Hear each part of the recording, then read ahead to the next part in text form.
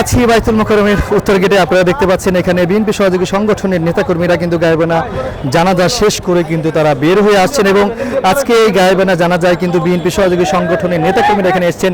বিএনপির অন্যতম স্থায়ী কমিটির সদস্য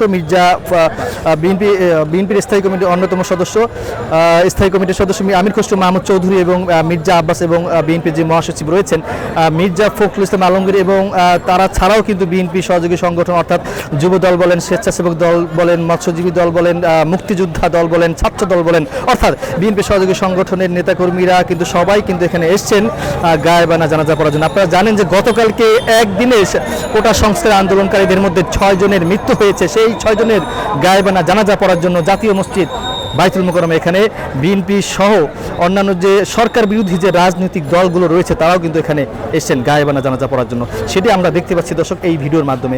এবং আমি যদি আরেকটি তথ্য যদি আপনাদেরকে দিয়ে রাখি, ভিতরে কিন্তু যে এই যে সাকি রয়েছেন, সাকির সাথে যে আরও অন্যান্য নেতৃবৃন্দ রয়েছে তারা কিন্তু ভিতরে প্রবেশ করতে পারেনি, কিন্তু তার আগেই তারা ভিতরে প্রবেশ করতে পারেনি এবং পুলিশ তাদেরকে প্রবেশ করতে দেয়নি।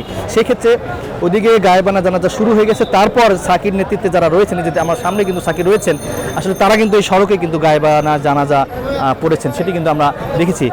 এবং এখানকার অবস্থা একদমই থমথমে রয়েছে এবং অসংখ্য আইন শৃঙ্খলা রক্ষাকারী বাহিনী অর্থাৎ পুলিশের সদস্যরা কিন্তু এখানে খুব সতর্ক অবস্থানে রয়েছেন, সেটি আমরা এই ভিডিওর মাধ্যমে আপনাদেরকে দেখানোর চেষ্টা করছি।